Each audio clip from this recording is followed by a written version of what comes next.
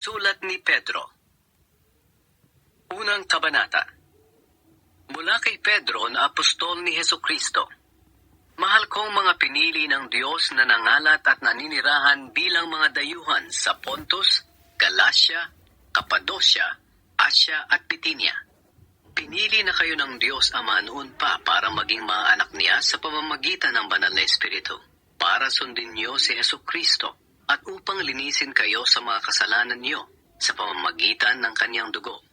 Sumainyo nawa ang higit pang biyaya at kapayapaan. May inihanda ang Diyos para sa atin. Purihin natin ang Diyos at Ama ng ating Panginoong Hesukristo. Dahil sa dakila niyang awa sa atin, ipinanganak tayong muli sa pamamagitan ng muling pagkabuhay ni Hesukristo. Ito ang nagbibigay sa atin ng malaking pag-asa na may nakahandang mana ang Diyos para sa atin. Ang manang ito'y nasa langit, walang kapintasan, hindi nasisira, at hindi kumukupas. At sa pamamagitan ng pananampalataya niyo, iniingatan kayo ng kapangyarihan ng Diyos habang naghihintay kayo ng kaligtasang nakalaang ihayag sa huling panahon. Dahil dito, dapat kayong magalak sa kabila ng iba't ibang pagsubok.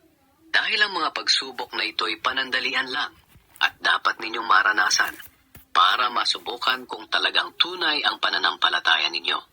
Katulad ng ginto, sinusubok ito sa apoy para malaman kung tunay o hindi. Pero mas mahalaga ang pananampalataya natin kaysa sa ginto na nawawala. Kaya kapag napatunayang tunay ang pananampalataya nyo, papupurihan kayo't pararangalan pagdating ni Hesukristo. Kahit hindi nyo siya nakita ay mahal nyo siya. At kahit hindi nyo pa siya nakikita hanggang ngayon, sumasampalataya pa rin kayo sa Kanya. At nag-uumapaw ang inyong kagalakan na hindi kayang ipahayag ng bibig. Dahil tinatanggap nyo ang bunga ng pananampalataya nyo na walang iba kundi ang inyong kaligtasan. Ang kaligtasang ito'y pinagsikapang saliksikin ng mga propeta noon. Sila ang nagpahayag tungkol sa kaloob na ito ng Diyos sa atin. Ipinahayag na sa kanila ng Espiritu ni Kristo na nasa kanila na maghihirap siya bago parangalan. Kaya patuloy sa pagsasaliksik ang mga propeta noon kung kailan at kung papaano ito mangyayari. Ipinahayag din sa kanila na ang mga bagay na ipinaalam nila ay hindi para sa ikabubuti nila, kundi para sa atin. At ngayon, napakinggan nyo na sa mga nangangaral ng magandang balita ang mga ipinahayag nila.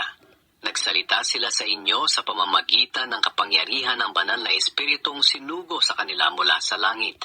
Kahit ang mga anghel noon ay nagnais na maunawaan ang magandang balitang ito na ipinangaral sa inyo.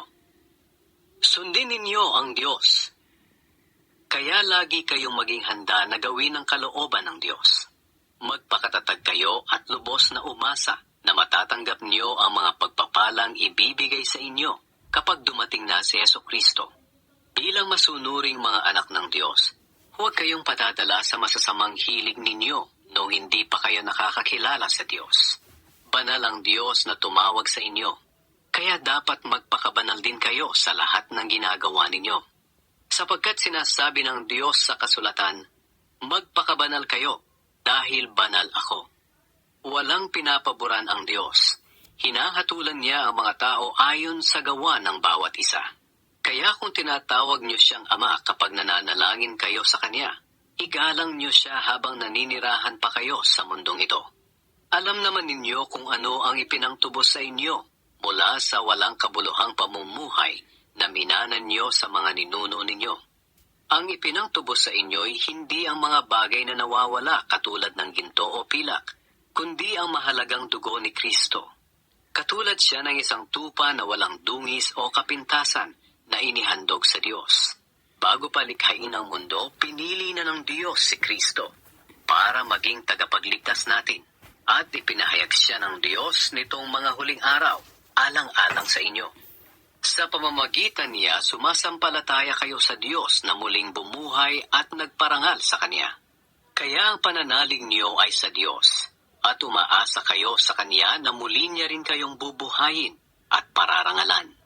At dahil sumusunod na kayo sa katotohanan, malinis na kayo sa mga kasalanan ninyo. At ngayon ay nagkaroon na kayo ng tapat na pagmamahal sa mga kapatid niyo kay Kristo. Magmahalan kayo ng taos-puso. dahil ipinanganak na kayong muli. At ang kapanganakang ito ay hindi sa pamamagitan ng mga magulang ninyong namamatay, kundi sa pamamagitan ng buhay at walang hanggang salita ng Diyos. Ayon sa kasulatan, ang lahat ng tao ay parang damo. Ang kanilang katanyagan ay parang bulaklak nito. Ang damo ay nalalanta, at ang bulaklak nito ay nalalaglag. Ngunit ang salita ng Panginoon ay nananatili magpakailanman. At ang salitang ito ay ang magandang balitang ipinangaral sa inyo. Ang ipinangaral sa inyo. Ikalawang kabanata. Dahil ipinanganak na kayong muli, talikuran nyo na ang lahat ng uri ng kasamaan, pandaraya, pagkukunwari, pagkainggit, at lahat ng paninirang puri. Gaya ng sanggol na bagong panganak, manabik kayo sa dalisay na gatas na espiritual, upang lumago kayo hanggang makamtan nyo ang ganap na kaligtasan. Ngayong naranasan na ninyo ang kabutihan ng Panginoon. Siya ang batong buhay na itinakwil ng mga tao pero pinili ng Diyos at mahalaga sa paningin niya. At habang lumalapit kayo sa Kanya, kayo na tulad din ng batong buhay ay itinatayo ng Diyos bilang isang gusaling espiritual. At bilang mga banal na paring pinili ng Diyos, nag-aalay kayo sa Kanya ng mga espiritual na handog na kalugod-lugod sa Kanya, dahil ginagawa niyo ito sa pamamagitan ni Hesukristo. Sapagkat sinasabi ng Diyos sa kasulatan, may pinili akong maghahari sa Zion, tulad niya'y mahalagang bato na ginawa kong pundasyon. Ang sumasampalataya sa Kanya ay hindi mapapahiya. Kaya kayong sumasampalataya ay pararangalan ng Diyos. Ngunit sa taong hindi sumasampalataya ay naganap ang sinasabi ng kasulatan. Ang batong itinakwil ng mga tagapagtayo ay siyang naging batong pundasyon. Ang batong ito ay naging katitisuran sa mga tao at nakakapagpadapa sa kanila. Natitisod sila dahil ayaw nilang sundin ang salita ng Diyos. Ganoon ang nakatalaga para sa kanila. Ngunit kayo'y mga taong pinili, mga maharlikang pari, at mga mamamayan ng Diyos. Pinili kayo ng Diyos na maging Kaniya upang ipahayag ninyo ang kahanga-hanga niyang mga gawa. Siya ang tumawag sa inyo mula sa kadiliman tungo sa kahanga-hanga niyang kaliwanagan. Dati hindi kayo mga taong sakop ng Diyos, pero ngayon, mga sakop na niya kayo. Noon, hindi kayo kinaawaan ng Diyos, pero ngayon, kinaawaan na niya kayo. Mga minamahal, mga dayuhan kayong nakikitira lang sa mundong ito. Kaya nakikiusap ako sa inyong talikuran na ninyo ang masasamang pagnanasa ng inyong katawan na nakikipaglaban sa inyong espiritu. Sa lahat ng oras, ipakita nyo sa mga taong hindi kumikilala sa Diyos ang matuwid ninyong pamumuhay. Kahit pinararatangan nila kayo ngayon ng masama, sa bandang huli ay makikita nila ang mga kabutihang ginagawa nyo at luluwalhatiin nila ang Diyos sa araw ng pagdating niya. Magpasakop kayo sa mga tagapamahala ng bayan.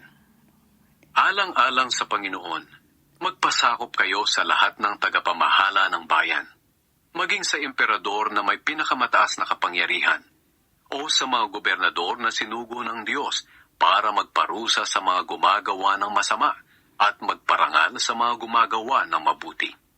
Sapagkat ito ang kalooban ng Diyos, na sa pamamagitan ng mabuti ninyong gawa ay walang masabi ang mga hangal na walang alam sa katotohanan.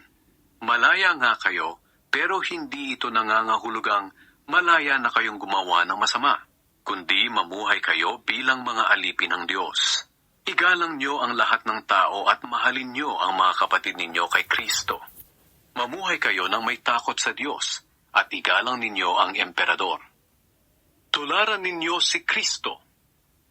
Mga alipin, sundin ninyo ng may takot sa Diyos ang mga amo ninyo. Hindi lang ang mababait kundi pati ang malulupit. Sapagkat pagpapalain kayo ng Diyos kung tinitiis ninyo ang mga pagpapahirap kahit wala kayong kasalanan, dahil sa nais ninyong sundin ang kalooban niya. Pero kung parusahan kayo dahil sa ginagawa ninyong masama, wala ring kabuluhan kahit tiisin ninyo ito.